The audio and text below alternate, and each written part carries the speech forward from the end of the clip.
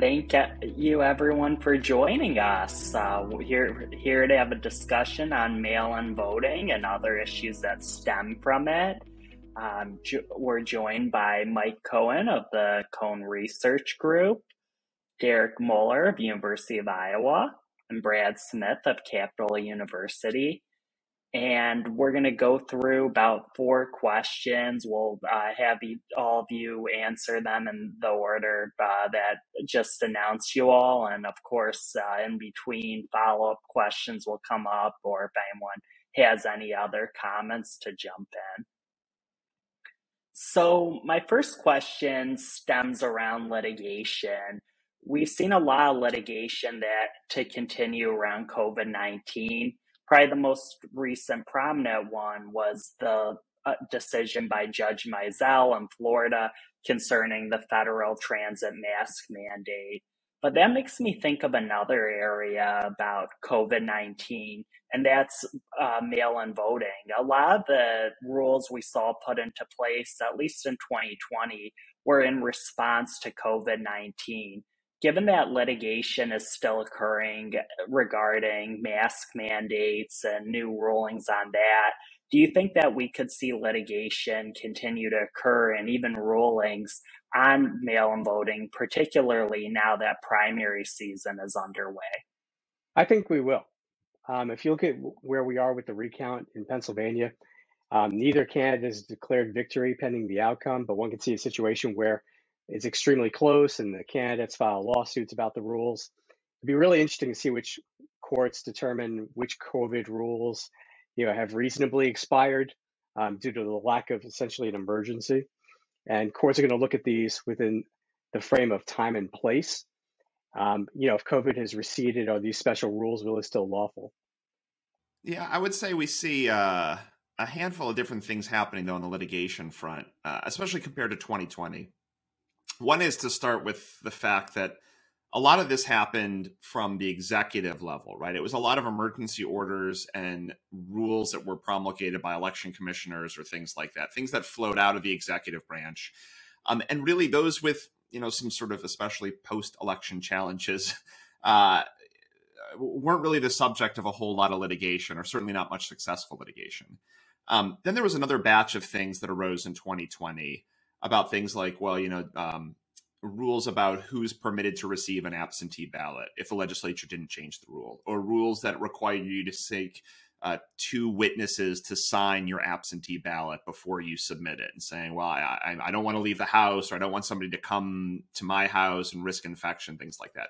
And a lot of those rules, as they were litigated, plaintiffs weren't seeking permanent injunctions, right? They were seeking an injunction tailored to the upcoming election. And so what that means is they're going to have to come back and sort of renew that attempt in the next election. And they met some mixed success, frankly, in November of 2020, which is, you can think about the ebbs and flows of the pandemic, a higher watermark about thinking about it. So I think challenges specifically now, sort of saying, we know we've got these rules in the books, but we'd like to change them to accommodate things because of the pandemic, I think are going to be pretty tough for litigants to win. Not to say we might not see them, but I think it's going to be pretty tough for the litigants to win at this stage. I think in addition to that, I think courts might just be a little bit more hesitant. We see this not just in the courts, but everywhere in our society. When something comes up that seems to be a crisis, there's always an impetus to people. We have to act. We must do something. And sometimes you discover, actually, maybe we really didn't need to do anything. And so you look at states like Wisconsin, for example, where it was a big, kerfuffle. But in the end, they went ahead and held their primary in person during COVID. And it didn't seem to be, ultimately that big a problem. So I think we might find that courts are a little less likely to buy into the argument that you absolutely have to step in and change the rules to accommodate voting rights because of COVID or some other type of crisis that might come up, monkeypox or something. To Derek's point, executive action is much easier to overturn than legislative action. And so to a real extent, I think some of those sort of temporary rules are definitely in much more danger than anything that came through a legislative process. Yeah, that's a great point. And something you all have mentioned a bit is that it does seem like we're through the worst of COVID. but that COVID, of course, still is a very partisan issue. And while judges may at times are above the partisan fray, say compared to the president or Congress, they still can be very partisan actors. So given that we still have people, for better or worse, in Congress and in the executive branch who are operating around at least some of the same COVID rules that, a year or two ago they were doing, do you think maybe it's only places like a very left-wing state court or maybe Ninth Circuit or something where there could be still some rulings along the similar lines that we saw in 2020? I mean, it might be. It's really hard to tell. I mean, so far in the primary season, we haven't seen too much terribly disruptive right now, regardless of the state. In many states, again, it sort of belies the reality sometimes as we think about the rhetoric around these cases. It's pretty easy to vote, and there's a lot of flexibility in how people vote. Absentee voting in most states is relatively low barrier. There's a handful of places where it's not so low barrier. There's a lot of early voting in many states. So there are already so many ample alternatives for individuals that, sort of to Brad's point, sort of maybe sort of move aggressively, in the middle of COVID saying, oh, we need to change things dramatically. And yet when things sort of get back to normal, you look around and realize there's still a lot of flexibility and a lot of opportunities to go do these things. So given how the rest of the world is still operating, right, we don't have a whole lot of shutdowns anymore and things like that, which was another common excuse to say, well, we need to create these accommodations. If vaccinations and masks and all these kinds of rules are in place, I think it becomes much easier for courts to just defer to the political process saying, listen, it's been more than 2 years. You all have sorted this out by now. We're not in sort of the emergency status of the litigation anymore, and therefore we're not going to make abrupt changes, even on a one-off basis. I think the place where you're most likely to have the court step in is typically, as in Pennsylvania in the last cycle, where you had a legislature controlled by one party that didn't particularly want to make changes, and a court, in this case, an elected court, dominated by the other party that wanted to see changes. One of the things that I think is interesting, though, is how little blue states have attempted to change their laws to liberalize voting rights in the way that they complain that they're not being liberalized in red states like Georgia and Texas and so on. I don't know what to make of that. I just find it very interesting that Delaware, for example, has done nothing to make it easier for people to vote. It's one of the harder states to vote in. Yeah, that's a great point. And off of that, with and it's pretty early in the primary season, but at least with Pennsylvania, Republicans have nominated someone who most people find is unlikely to win the governorship. But I think with the year going well, that Republicans are going to keep the state legislature there. And right now, largely that just seems to be limited to Pennsylvania, but we got a lot of the primary season to go. It could happen other places. So in a world where there's continue to be divided government on the state level, do you all think we'll kind of see another type of scenario with state Supreme Courts jumping in like that in 2024? I mean, it's always a possibility, right? If the legislature and the executive are at loggerheads and create problems and friction, the courts, with increasing comfort, it seems, want to step in. We're seeing that a lot in the partisan gerrymandering cases where there's friction happening within the legislative and sometimes between legislative and executive branches. And a lot of state Supreme Courts are willing to step into that breach too. So that's happened 2021, 2022, even after the 2020 election. I think there's no question in this midterm election in 2022 or ahead of 2024, if legislatures aren't fixing problems that arose in the past, and that's setting aside, that we should have more generous laws or more sort of fraud prevention laws or whatever you think on the merits. If there are problems that arise, about thinking about, well, what does signature matching actually require? Is this election rule mandatory or directory? Are dates actually required? If you leave those gaps in the election code and people know about them and you don't fill them in ahead of the next election, of course the courts are going to step in and continue to do this on an ongoing basis. And it's an unfortunate outcome in our system, but it's something I certainly don't expect to disappear anytime soon. I think what's going to end up happening too is you're going to have certain situations where parts of governments are going to be suing the other parts of governments. So you're going to have, like in Virginia, where the Attorney General was suing local governments who didn't want to get rid of their mask mandates. And so it wouldn't surprise me if certain jurisdictions have decided, well, we're going to do this as far as, how we're going to count, or we're going to put boxes over here, or we're going to do all kinds of different rules. And the state would have to then jump in and say, well, you can't do that. So, and then they'll go to court and they'll get it settled there. So I think you're in a situation now where you have divided governments suing each other. And really the courts are in the middle of it, trying to say, okay, well, we're going to keep scoring. We're going to be the refs, and we're going to tell you who can do what around here.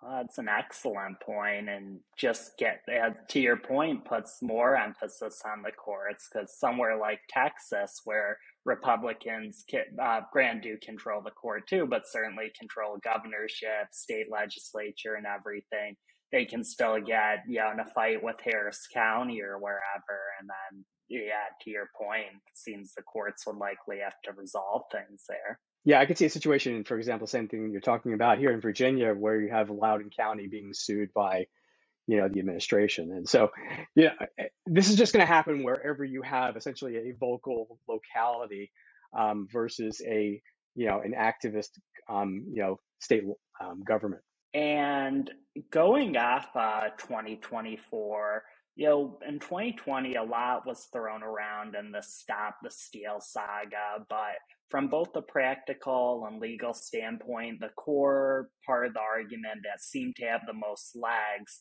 was that a lot of these states, whether it's through Pennsylvania State Supreme Court or through maybe a state legislature, whatever, deciding something, changed the rules, and that it seemed that there is too much out of whack with the national standards.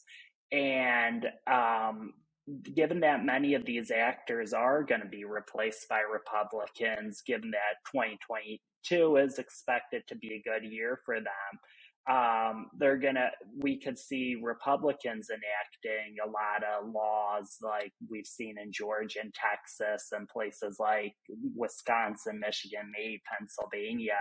So in a close 2024 race, could we see Democrats adopt the argument that Republicans were making in 2020 about quote unquote rogue states impacting the national presidential vote with unfair rules? I don't know that we're going to see that. It seems to me a lot of the changes that are happening very early in the cycle. In fact, it seems like that was deliberate, that they wanted to take away that kind of an argument in court. So, Georgia went pretty quickly, so did Texas. And so I don't know that these are going to be, back end issues. I mean, you may see some of that. I think Derek or Brad, mentioned this, that, some of the Democrat states haven't moved quickly on this. If they start moving, maybe they get, find their way into a situation where they're in court arguing back and forth on this. But to your question, I think timing is not going to be as much of an issue for a lot of these changes that are being made by Republican legislatures. Yeah, I mean, it's also where you think the problem is going to arise. Is it the legislature? Is it the courts? Is it executive orders? Is it local officials' discretion? I mean, there's so many different pockets of where people might complain about these problems. And I would venture to say that a lot of the sort of quote unquote stop the steal really turned on executive or judicial decisions that people disliked and challenging those sorts of issues. Now, a lot of the executive decisions, if Republicans sued, they typically lost on, or they waited way too long and started complaining after the election. Or in some cases, the legislature passed the law and then regretted it after the election. And then other times the judiciary acts and, you make your best case and sometimes you lose. And so there are those sort of aspects. So I think the problems, to Michael's point, one is that there already are a lot of complaints about what legislatures are doing. Every other day you can open up the New York Times or Washington Post and find that some nonprofit voting rights group that popped up in the last 3 years has counted 56 laws in 13 states that suppress voting or something like that, right? So there's already that kind of in the water. And then concerns that executive officials are going to step into office. And again, like some of the more extreme candidates, I would say, oh yeah, we're going to decertify all voting machines, or we're going to require everybody to tabulate votes by hand, or just kind of nut stuff that I would hope that when anybody gets into office and like looks around, realizes, yeah, this is not how the world operates. So I think there's already those concerns lurking around. The question is whether or not people can overcome them. Again, to Michael's point, they're happening early in the cycle. Legislatures are often part-time. They have a limited window to act, and then they're done ahead of November of 2022. Whether or not people view these as sorts of things they can get around and get over, and that the people will vote, and everyone kind of shrugs their shoulders and say, oh yeah, it's pretty easy to vote. It looks a lot like it did in 2018. No big deal. Or if sort of the rallying cry will be, something nefarious or another going forward. And to Mike's point, it makes me think of something Democrats nationally tried to do early, and that was, of course, their national legislation to try to have national voting standards. And it really gets, I think, whether you agreed with their bill or not, really gets at the issues we have seen playing out, and we'll see continue to see play out, is that the whole thing about states being laboratories of democracy works out generally well, but at some point the experiment has to end, and probably more so with elections, especially when we have a national Congress and a national electoral vote where what one state has as their rules is gonna ultimately impact the rest of the nation a lot of times. And while the Democrats certainly have been pushing their legislation, it seems that conservatives have tried to push for some sort of national solution by trying to get the Supreme Court to get involved in more of these cases, particularly involving state Supreme Courts. And it may just be too impossible, but seems like one way out of all this would be to have some sort of compromise legislation like Joe Manchin wanted. Is that possible at all? If so, what might it look like? Well, let me take that one. The answer is very much no. there is no consensus right now in Congress, or particularly in the Senate, whether or not the sky is blue at this point, whether or not you're even looking at voting. But I would say this, that anything that can get 60 votes in the Senate right now is really a difficult bar to reach. And we may never have been farther away from it as we are right now. What I do see that there's one bill that could probably get through at this point is to sort of clarify the role of the vice president in, sort of overseeing the process that, evaluates the ballots as they come in, so that they can essentially clean that up, so that nobody has any problems with that, or at least fewer people have problems with that. So, and the triggering piece of that is really January 6th. It's pretty obvious that nobody in the House or Senate, no matter what they're saying privately or publicly, does not want to be in the January 6th situation again.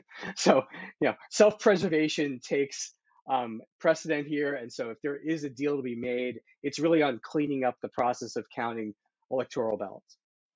So, Derek, regardless legally or policy-wise about the merits of what you said about courts handling a lot of this, one, I guess, potentially political concern is that, especially when you have 6-3 Republican appointed justices, that ultimately, if the Supreme Court gets involved to the degree that we saw with the Wisconsin Supreme Court and redistricting, and that we've seen from sometimes Alito and Thomas and some of the other rulings earlier, or denials, I guess, but them wanting the Supreme Court to get more involved, that it just makes the courts seem all the more political. And I think, you pair it up with that, we're seeing on the left and the right a lot of more litigation boutiques concerning election law grow, and getting some of that 8-figure litigation money you were alluding to earlier. Is that something to be concerned about? Yeah, I mean, we're at an interesting point where if the court doesn't act or if it sort of preserves the status quo, it's deemed as something sketchy or shady or sort of conservative activism. So it's almost you are plaintiffs sue and then complain about the failure of the federal courts to intervene or give them victory, which then get headlines on their own. So it's put the courts in a very difficult place. And there's no question that they are being asked more frequently and more regularly to decide these hot button cases in very short fuse litigation because they need to decide it before the election, and trying to balance the equities. Again, as Brad was talking about earlier, Purcell saying we shouldn't make those rule changes, but sometimes we should. And what are the standards for it? And it's deciding them on, days of decision making, on truncated briefs and no oral argument. And people think that's sketchy, but that's also what the court kind of has to do in these cases, sort of pressed as of necessity. So it's really kind of a lose-lose position all around for the judiciary to make these determinations. So I don't see a way forward at this stage, unless people can either tone down some of the rhetoric, tone down some of the litigation, but there's precious little chance of that happening. I think we're in a very difficult spot, at least for the near future, particularly if legislatures aren't legislating and we're asking the judiciary to be making these decisions. Well, enough that, and to you, Michael, it seems that part of how we got into this, to a certain degree at least, situation is that Democrats, political-wise, smartly in the last 5, maybe even 10 years, prioritized winning a lot of these state Supreme Courts, Wisconsin, North Carolina, Pennsylvania. If Republicans can, especially with some, although not all of this cycle, get the governorship, the state legislature, and the courts, could we see it be put to rest that way in just kind of a winner-take-all scenario? Yeah. I mean, right now, Republicans hold the majority in 30 states. They actually have 23 trifectas, which means like both chambers of the legislature and also the executive. So you add on top of that the courts, and then you've got all the answers you need to make big changes, and changes that will be hard to be undone. Democrats only have 17, hold the majority in 17 legislatures, and they only have 15 trifectas.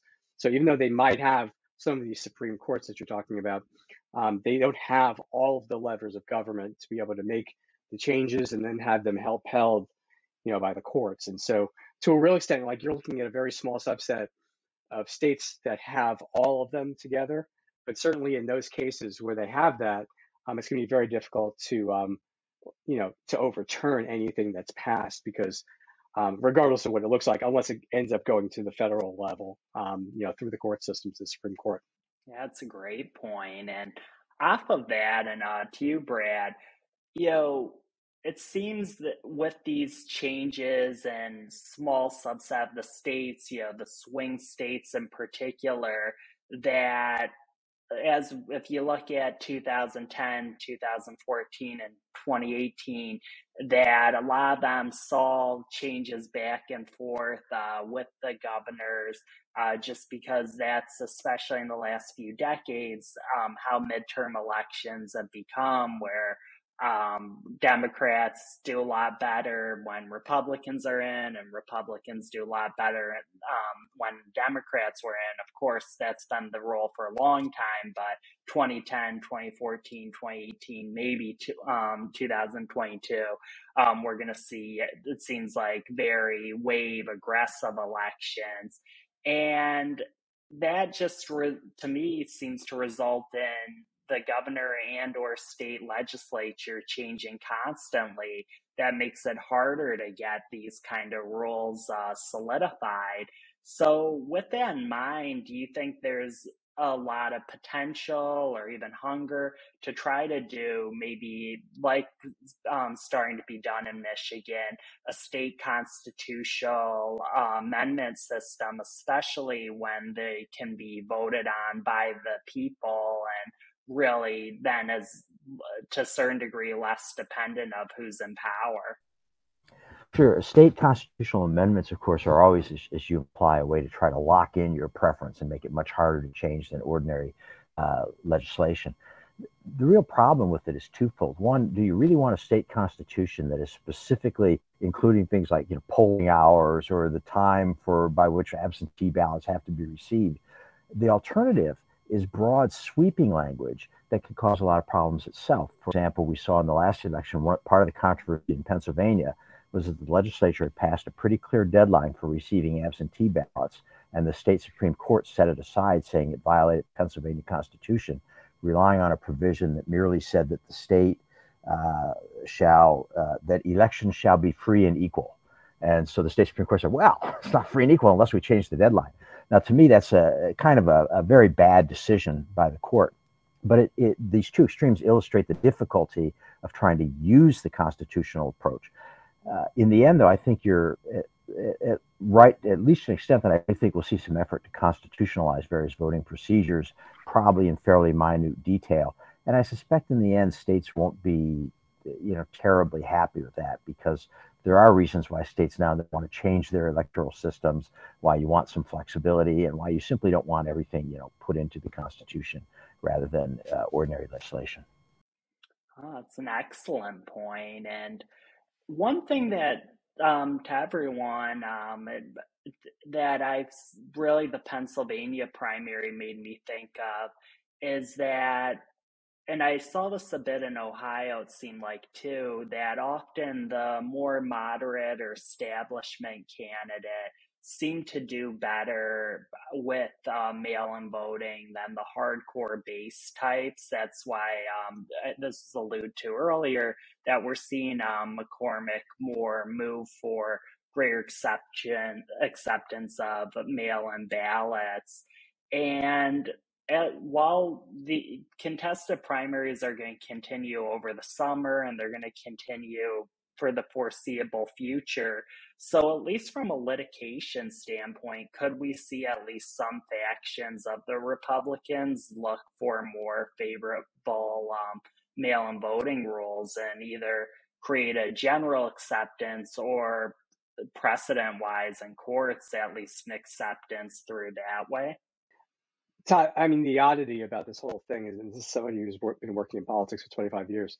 When I first started in '96 as a PhD student working on campaigns for the Republican Party of Florida, we destroyed Democrats on, mail-in ballots. We were terrific at that. And so, I don't understand the whole move. I mean, beyond the obvious, Trump complications, there's no technical reason why either party shouldn't be going all out to get as many votes they can locked in early. So I think that once you take Trump out of the equation, both parties realize, it's within our best interest, and all the campaigns individually, it's within our best interest to go all at it and try and really blow out the opportunity to lock in votes from the very beginning. Yeah, I want to disaggregate one point though. So somebody like McCormick, who's trailing Oz in Pennsylvania right now, he's arguing for some more generous counting of absentee ballots. But it's not so much because he's doing well in the absentee ballots. It's much more because he's trailing and needs to get ahead. If he were ahead, he wouldn't really care, right? And you can see this play out time and time again. If you follow the Minnesota Senate election in 2008, it was by the time Al Franken was ahead, it was Al Franken who was arguing for strict compliance of the rules. We're not going to bend them. We're not going to sort of figure. And it was Norm Coleman, the Republican candidate, looking for substantial compliance, flexibility. It was totally the argument from where you are. Now, that's different from, undoubtedly, as Michael's pointed out, it was Republicans that signed into law, or it was a Republican president signed into law the Uniformed and Overseas Citizens Absentee Voting Act. The long party line had been it was the elderly and military who predominantly vote by mail, and of course Republicans want that.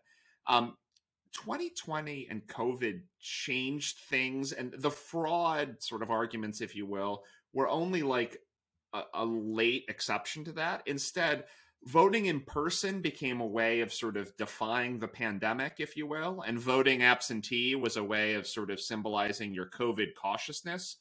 And that sort of mapped onto the parties.